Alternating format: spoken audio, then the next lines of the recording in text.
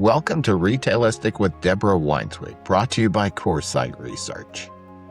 In this episode, Deborah catches up with her old friend Steve Perlowski, Executive Director of the National Association of Chain Drug Stores, to talk about the monumental changes underway in healthcare and how scientific breakthroughs in longevity will impact all aspects of retail. But first, Dana is here to catch up on what is on offer from Coresight Research this week. Thanks, Philip, and welcome back to the Retailistic podcast.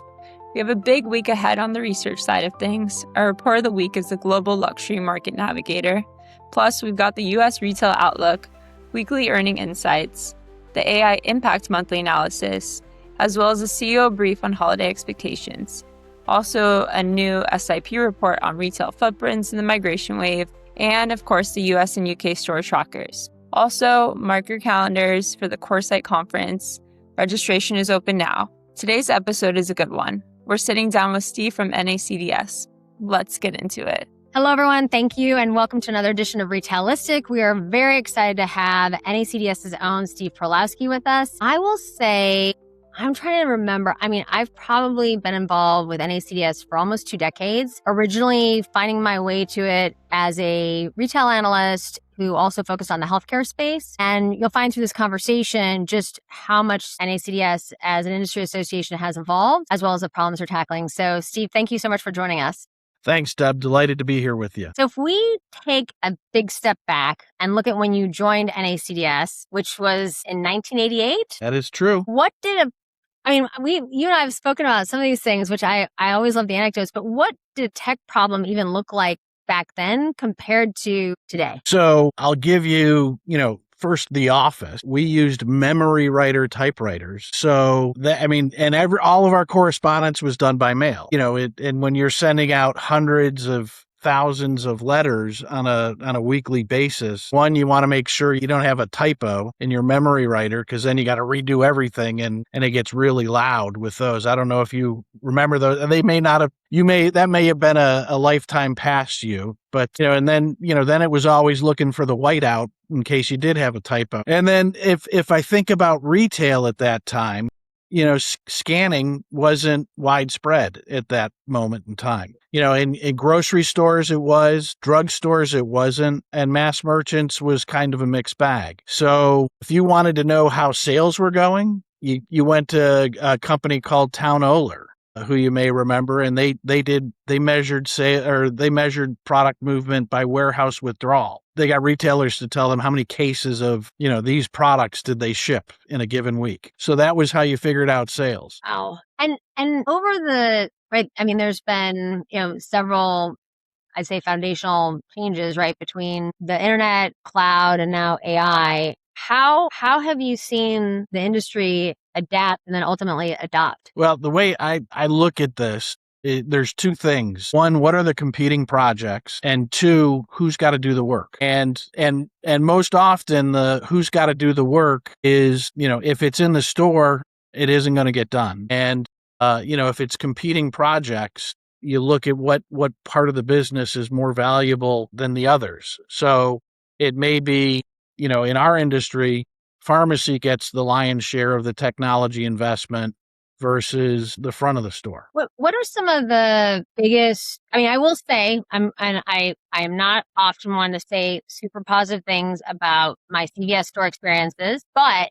I think I've posted very few of these. But there'd be lines of 12, 18, 20 people. And I went the other day, and there is no line, and everyone seems happy. The people who work there and the customers. And literally all it goes back down to now is you're typing in, right? You're going up to a kiosk, you're typing in your name, your birth date, or whatever.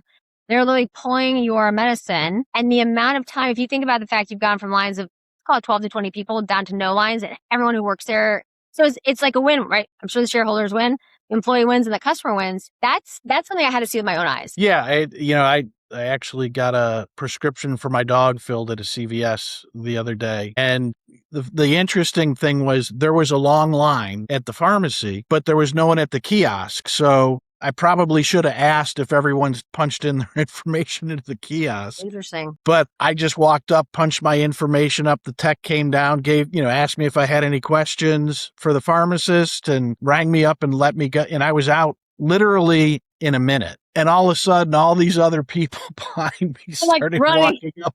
Yeah, I think, I mean, where I live in New York, we've had a few drugstores close. So I think the CVS took on a lot of volume. But it's interesting, right? The techs are like, they're doing a great job of training us, the customer, right? Because there has to be a whole change in our behavior. And I'll say it takes like 2 times where they're like, oh, just put your information in the kiosk. I'm like, this is amazing, right? Like, why wouldn't I do that? And then, and they're much less stressed. They can spend more time with you. So you start to think about, like, I mean, obviously about patient engagement, patient care, right? You then have more time to spend with the customer and answer their questions. And you're not just like, to me, in my history of like what I mean, yes, pill counting technology and all that, but, and the ability to read, right, whether computer vision or whatnot, the prescriptions. But this to me is, if you can free up time on both sides, the customer may have questions that they wouldn't have normally or wouldn't have thought about because they were just rushing. And then also everybody on the retailer side, they've got so much more mental capacity to answer questions. I feel like we're at the beginning of a bigger change in, kind of, we'll call it whole health, than we've seen in a long time. Yeah. Well, one of the things that's working behind the scenes with that pharmacy is many are moving to something called central fill, where they can do the analysis of a 90-day supply and when a patient's coming up to get a refill. So at night, when you've taken your 80th pill, you're going to get an email typically saying, do you want to refill your prescription? And, you just say yes, to the email, and lo and behold, a day later you get another email saying your prescription is ready. Do you want to pick it up at this time or some other time? And that prescription's getting filled, miles, hundreds of miles away potentially, with high volume robotics and AI that's doing automated pill counting. And I had the luxury and pleasure of visiting a new Walmart central fill last year, and it was eye-opening how quickly they could take care of hundreds of stores. Well, and hundreds of people too, right? I mean, I think that's the other piece. Well, thousands of people, hundreds of stores and thousands. So it's all the maintenance medicine that people are taking is now they've moved that work to the central fill facility so that frees up the pharmacists and the technicians, to your point, to spend more time with the customers. And, some pharmacies are, doing even more in-store to speed up that process as well. And which you described at CVS. Yeah. So if we think about where we've gotten to, and then of course GLP-1 will come up in our conversation, but with newer ways of approaching patient health, what do you think this? I mean, right? Peter Diamandis had said so amazing last year in San Diego, right? If you're under 60, you'll live to 120. What does all this mean to you? One is opportunity. Two, we actually had a colleague of his speak at our annual meeting this year, and he made the claim that the first person to live to 1,000 has already been born. Yeah, that's and then he went off on the tangent of what does this mean for the definition of a marriage. Jeez, we're not going there. But it was, I mean, it's really interesting if you think about, there was a tape of a conversation between Chairman Xi and Putin shortly after the Diamandis speech, where they were talking about how long they were going to live, and it wasn't years, it was decades. And so obviously, in certain circles, there's a shared belief that organ reproduction and all sorts of other advances in science are going to dramatically enhance the length of life. And so it begs the question: what am I doing about longevity in my store, and what are the things that I should be looking out for? There's an interesting conversation going on at the FDA today in Washington talking about peptides, because the belief is peptides are going to be one of the major sources of creating this extended lifetime. Well, and ultimately, how are they regulated, right? Well, they're not right now. Right. Well, that's the conversations I've been in, right? People are like, I think this is good for me. I'm like, but everyone's like, I feel so much better.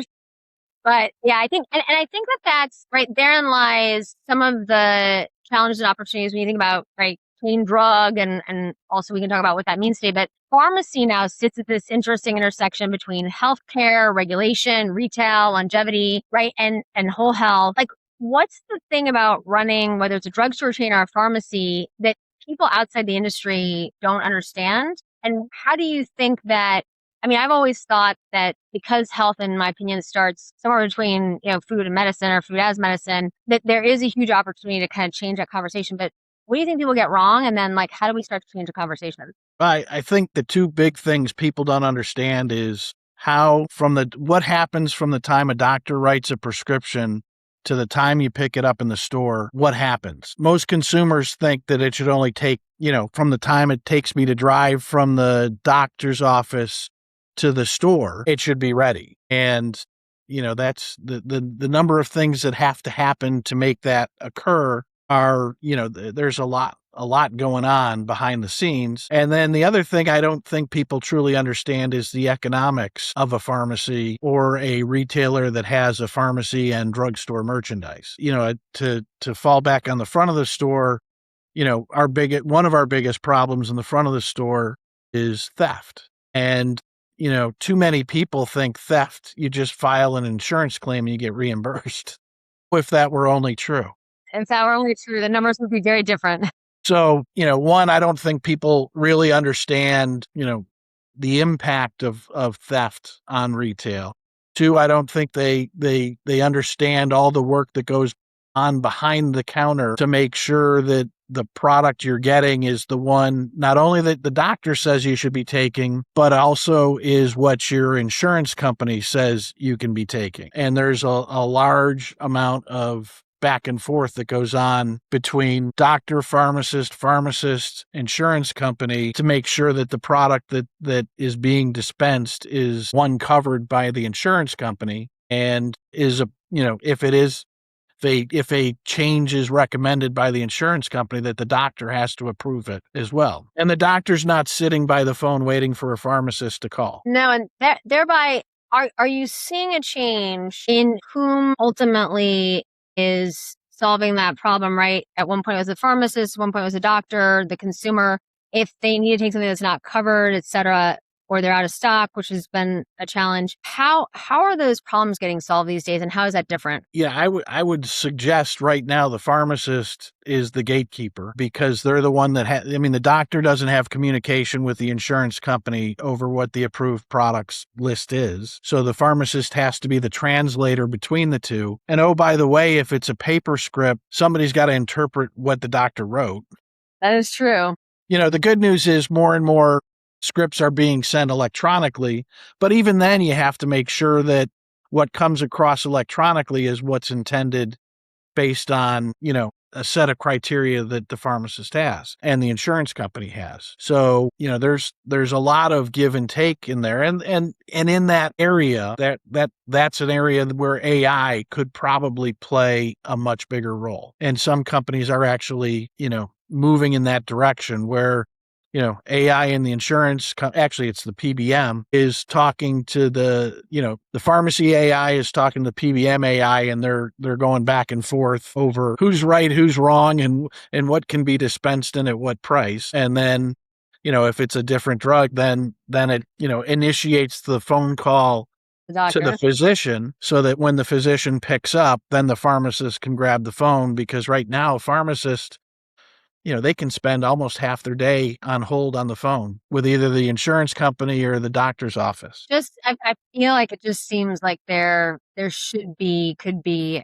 a different way that, going back to, could improve outcomes, improve profitability, and ultimately, just kind of improve transparency. I mean, I think one of the things that I don't think the consumer also realizes is if you will, the burden on the pharmacy in terms of delivering the right prescription. And what have you seen from a tech perspective that's improved that? And how much farther do you think there's to go? Well, there's a couple things. One, every bottle that's shipped to a pharmacy now, it has a 2D barcode on it, and within the 2D barcode, you've got the National Drug Code number, NDC, you have the lot number, you have the expiration date, and that bottle is serialized. So when I scan that to dispense it, that's one guarantee that the patient's getting the right medicine.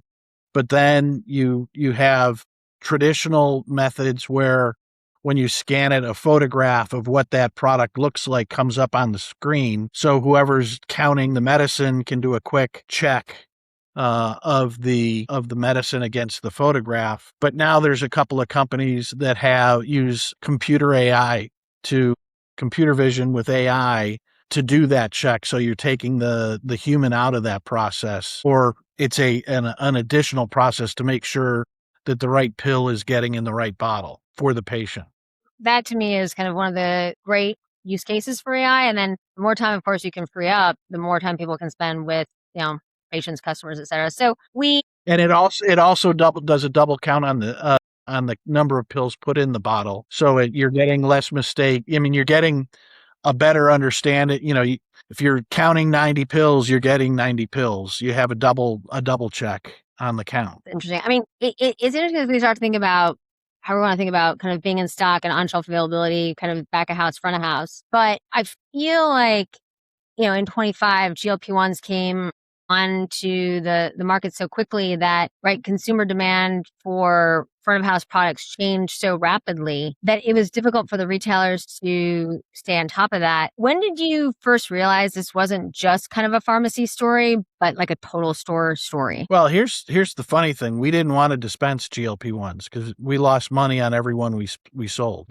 Based on the contracts we had with the PBMs, for every pharmacy lost money on every GLP-1 they sold. So, there are some chains that said I'm sorry, we don't stock the item. And that's kind of how the compounders got their foot in the door. Now the contracts have changed because, now we see what the volume is going to be, and we've renegotiated the contract. So now retailers or pharmacies are saying, yeah, well, we support you. And, the other thing that happened is there's a great recognition that there is a significant lack of adherence to the medication. So, that's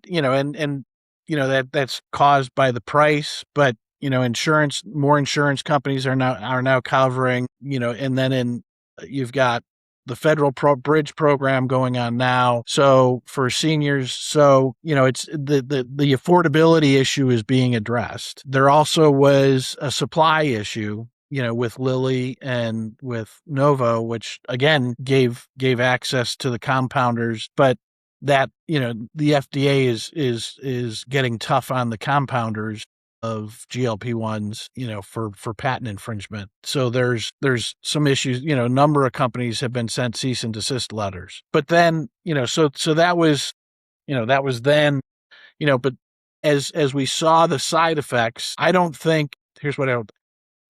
know that the companies spoke to the CPG companies. Yeah.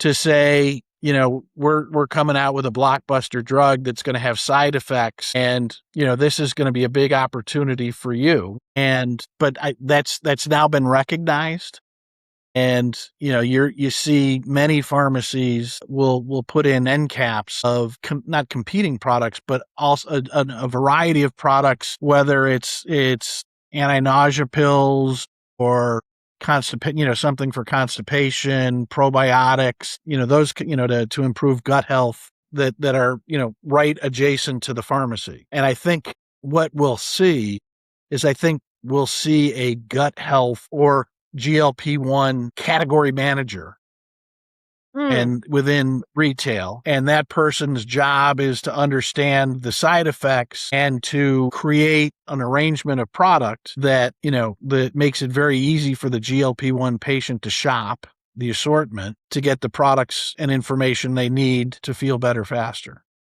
and stay adherent to the product. Do you think I've thought about this more than I care to mention, but where do you think the right place is to also sell that product, right? How is the consumer thinking about the purchase of, let's say, very high protein content or whatnot, like when they're shopping? Because I'll tell you, like when I saw protein water, I was like, everything I think I knew is like, I need to unlearn. There's protein chips now, and there's protein sodas.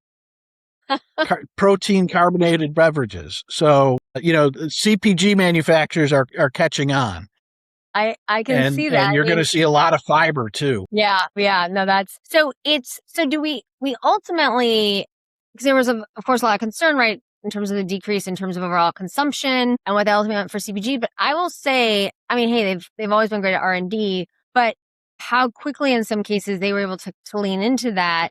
I think your point about having kind of a GLP-1 category manager is really interesting. And so is it that we've just created a whole new category? Yeah, 100%. And, and the challenge, and I argue with my merchants from time to time about this, but I'm not the biggest fan of organizing my store by product. I like to think of merchandising my store by life stage. Then I can create experiences. If you've ever been in Holland and Barrett over in the UK, they've created a women's health category that's filled with a whole variety of products that they merchandise, under the banner of women's health, all the different products that a woman might need. And it's been so successful that, Boots and a couple other retailers are in the process of trying to do something similar. So I think if you think about the future of retail, brick and mortar, it's creating experiences. It's, you have to be efficient, you have to be convenient, but you also have to be experiential. And if I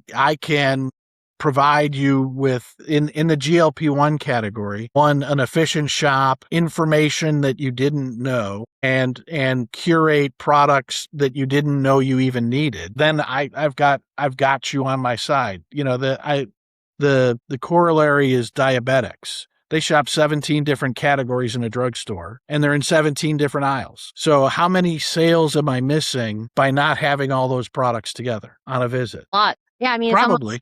It's interesting because the more that we can remove friction and drive ease, and then I also think I'm a very big believer in like the gamification aspect of it, and it's about making shopping fun again, right? Or if it ever was fun, but making it fun. And I mean, it was interesting. I was recently in a Walmart. I'm like a Walmart Plus member, and I had to like log in to use Wi-Fi in the store, and I go to self checkout. And it like knows me, right? I'm like, this is like the coolest thing, right? And so it's like, oh, just scan your QR code, right? That has your payment, or, just if you're comfortable with your payment. And I'm like, talk about like removing friction. I'm like, it just, and it was kind of very, like, it was not what you expected. Now, the next time I go, it may not be as interesting, but I was like, these are some of the things that you start to see where you're improving the overall customer experience. Now, I do think you bring up something that I haven't heard that much, which is around providing information to the consumer on either a condition that they have or, just as you look at the items in their cart. I feel like years ago, Kroger had talked about this, but right, other problems, kind of rise to the top to solve. What are you seeing that different retailers or brands or healthcare companies are doing to kind of help the consumer like bridge their knowledge gap? So, I mean, I go back to when I was a kid, and this is Stone Ages, I know. But when you went into the pharmacy and talked to your pharmacist and get a prescription, the pharmacist also walked around and took you to the OTC aisle, like if you had strep, to make sure you had throat lozenges, Kleenex, and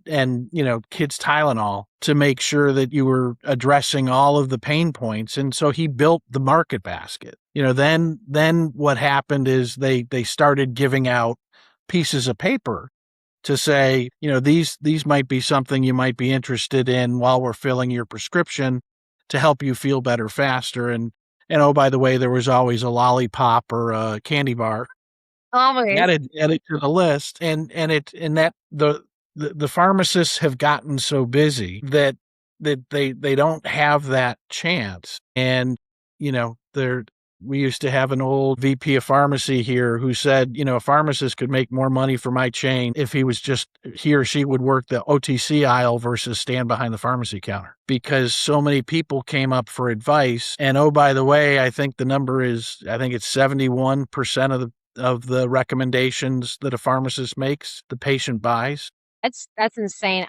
You reminded me, I was in Canada and a very large retailer had a nurse practitioner up at the front. And, before you kind of check out, and it was unbelievable how many people were going up and asking her questions. And it'd be great if they'd had like a runner versus her running back and forth, but you could see the amount that people were adding to their baskets because they had a question that they needed answered. She was standing right there, white lab coat, the whole thing. And so took on that authority figure. And I do think that there is, we increasingly think about ROI on spend, but that seems to me not only does it make the visit, more sticky, but you're starting to learn about products maybe the store didn't have. And also you may feel better or, ultimately live longer because you had that one conversation. So if you think about kind of where we are today, July of 26, and where we were 6 years ago, right in the middle of the pandemic, where do you think things are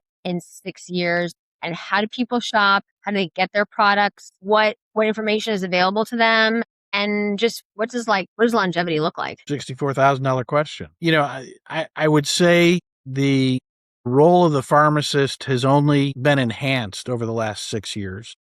Pharmacists and pharmacy technicians can now do vaccines and a much broader variety of vaccines. And, to the point where, it's now the number one destination for a whole boatload of different vaccines in the US. And then the other thing that's going on right now is there's a big push, we call it test to treat, which is allowing the pharmacist to practice at the highest level of their degree, where a pharmacist could give, it's typically there's 7 ailments that a pharmacist can test, and it's stuff like strep and flu. And when they get a positive test, they can then prescribe the antibiotic or the prescription that the patient will take. And, in that way, the patient doesn't have to wait to get in to see the primary care physician. It could be in a rural health setting where, the nearest physician, is 30, 40 miles away, a couple different counties away, and you can't get in to see them. But you can always get in to see your pharmacist. So I think that's the next phase that certainly we and our members are working on, is to enact legislation at the state level to give us that authority, and then also working to make sure we can do the medical billing so we can get paid for it. That almost puts pharmacy and pharmacists in a more, already incredibly elevated in the community, but the ability not to just listen to your challenges and try to help you solve them, right, but can solve them in a different way and do it very quickly. It seems like it's a win-win-win. What are some of the issues that are slowing that down? There may be other healthcare professionals that don't look at it as favorably as understood. Very much understood. And then as the consumer, I think, continues to increasingly think about how they spend their time, how do you think about, and there's got to be a better, I feel like last mile is kind of like a last year's term, but how do they think about delivery of these products, especially if they can do like a telehealth visit? Like what does kind of the relationship between the customer and the retailer look like? And increasingly, what does that look like in terms of, I'm going to use last mile for now, delivery to the patient/customer? So I think, for as long as I've been at NACDS, the pharmacist has been the second or third most trusted professional in America. And trust is something that you can't compete with if you don't have that relationship. And so that's why I think it's been a challenge for a number of pure play companies to enter into the world and haven't entered as quickly as one might have thought, because there is this relationship between the pharmacist and patient. And the patient knows they can go in the pharmacist and ask questions and take up as much time as the pharmacist will give them, and they don't have to pay the pharmacist a penny. So where else are you going to get that kind of advice on your schedule? That's an excellent point. So having that pharmacist and having that physical location is really important. And when the pharmacist sees you, they're trained to also do a visual analysis of the patient that you can't get over a televisit. So you may be sweating that the physician or the pharmacist can see and say, "Oh, do you have a fever?" that you're not going to get during a televisit, or may not get. You may not even know you're hot you have a fever in a televisit. You put your hand to your forehead and you say, "Oh no, I'm fine," but your body gives off other signals. And then the other thing is you also have the ability to not forget products that you might forget that you're ordering online. So there's the value of the store, of the physical box, whether doesn't matter what size the box is incredibly important to your healthcare journey. We wrote a very in-depth report around having access to a clinic or, just kind of in-store health services or diagnosis, et cetera. And, at the time, right, there were projections that were, let's just say on the high end.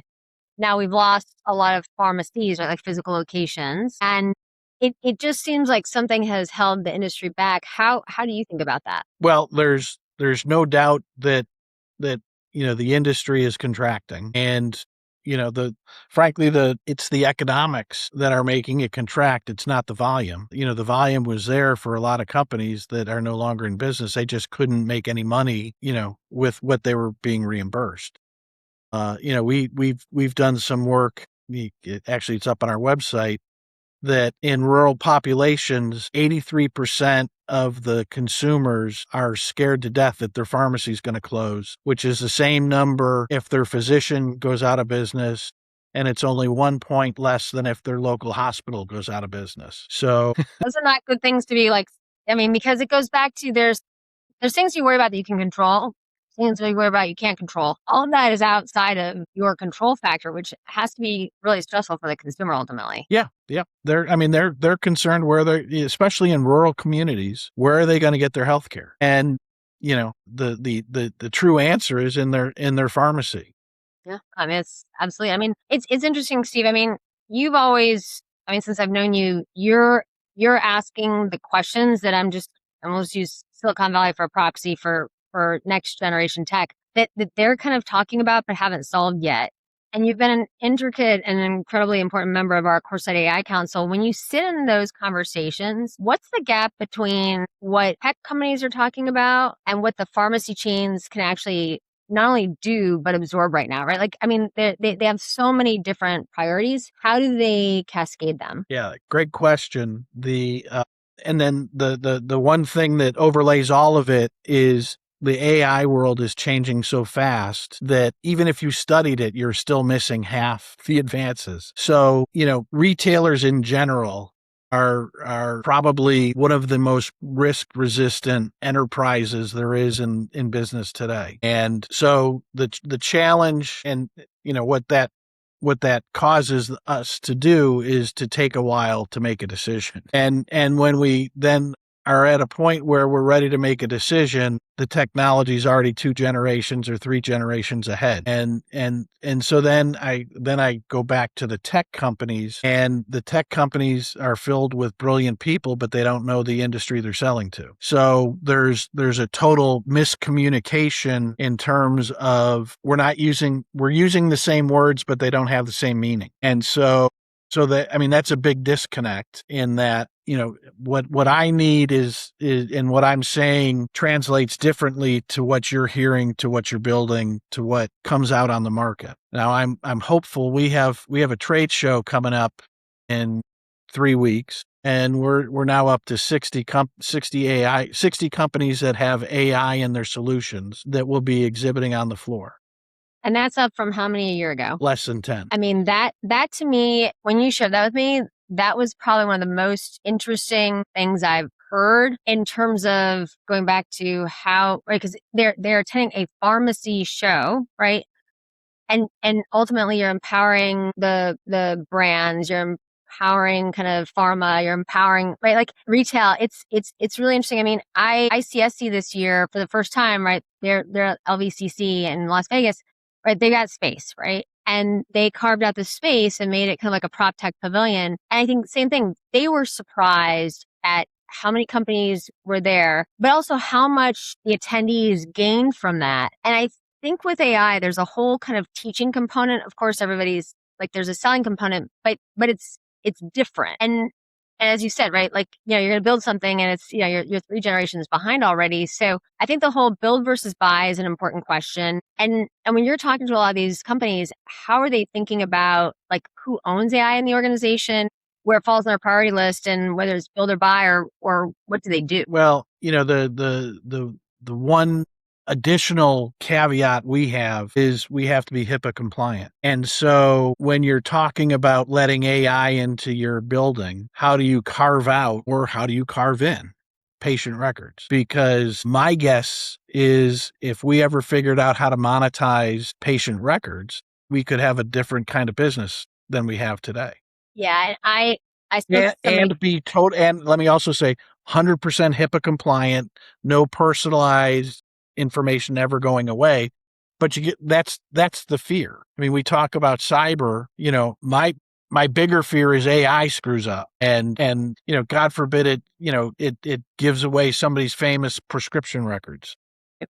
Right. I mean, yeah, I mean, those are absolutely all things that I think have kept all of us up at night in terms of, hey, we all, I mean, right. I'm sure we've all had that, kind of chat or Claude moment where we're like, well, do you remember and right, you're in the same chat. It's not like you're in a different or project, right? You're in the same cowork, whatever it might be, codex. And you're like, well, I just said this back here.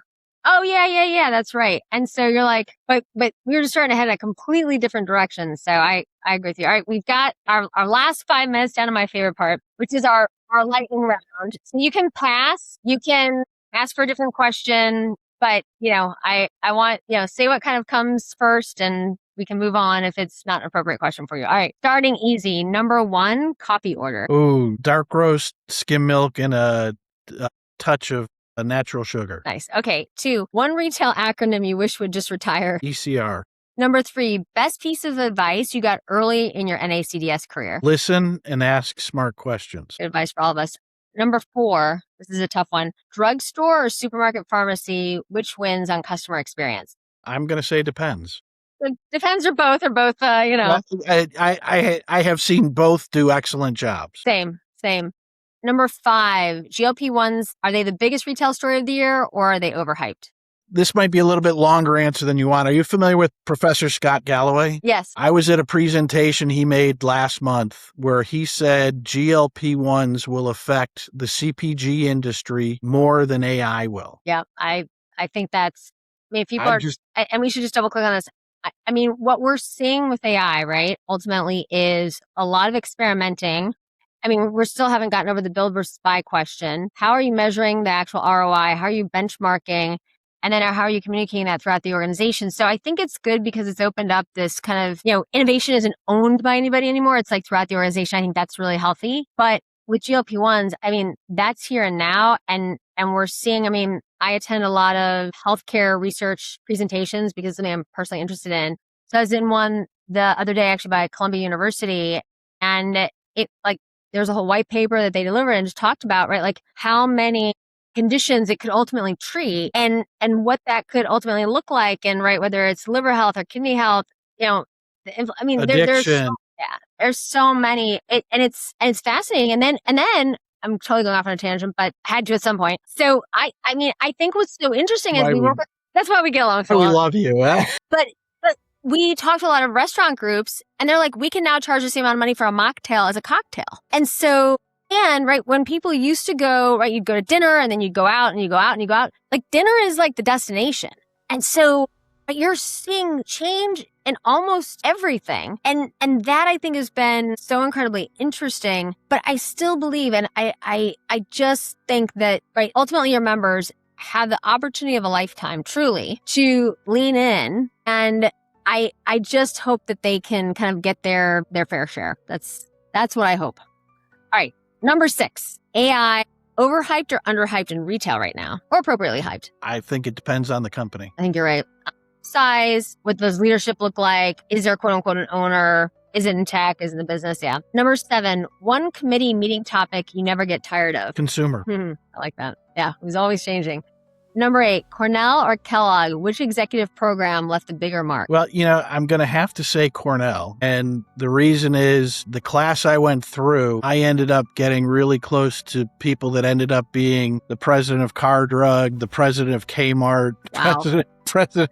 So, we did a mock computer game of who could run the best drugstore chain. And of course, I was on the winner. But I love that. not for anything I did, but it was a fun experience. They both were truly great programs, though. That's very cool. All right. Number 9, and I'm going to make this 9A and 9B. A word that describes the NACDS annual meeting. Productive. And how would you compare that to TSE? And for those of you who don't know, Total Store Expo, which is in Boston, I think it's August 15th to 17th, if memory serves me correct. Yeah. So one I would describe more as strategic, and the other I would describe more as tactical. It's interesting. So you go to learn about it, and then you can figure out what to do about it at TSE. Yeah. Well, you set the plan, and then you execute the plan. I love that. That's very hard to do. I think that's why, events you guys host are so well attended, because I think people get so much out of them, and they continue, as do the relationships. So I urge everybody to go to TSE in Boston, August 15th to 17th. You won't regret it. All right. Lastly, what's on your desk right now that you can't work without? These. If I can't see it, I can't process it. That is, although I find these days I'm like, if I just make the font big enough, then I don't really need to wear them. And, maybe there's other ways to process this. All right. So Steve, as we close on our amazing conversation, what advice do you have to tech startups that are really interested in this sector in terms of how to approach it? And I think we already talked about some of the biggest problems to solve, but if you have any other advice. I'd go with listen and ask smart questions. Yeah. Don't walk in thinking you have the solution. Yeah. Because you might just, you know what? I'm glad we're ending there. Last year at TSE, right, with Meet the Market, having the opportunity to have a real conversation where everyone is there to kind of start to think about solving problems and how ready they wanted to share their problems with you, which were in some cases way bigger and way different than what you thought. But there was a positivity, I think, going back to being at TSE, that they're like, we have this problem. We haven't figured it out yet, but that's why we're here. And so that's why all of you should go. And Steve, with that, thank you for joining us. Always a pleasure. Thank you for having me. Great to see you, Deb. Thanks. Thanks, Deborah. And thank you for joining us. If you enjoyed this episode of Retailistic, check out our full catalog of interviews with retail industry leaders and set your notifications so you don't miss any of our upcoming episodes. Have a wonderful week.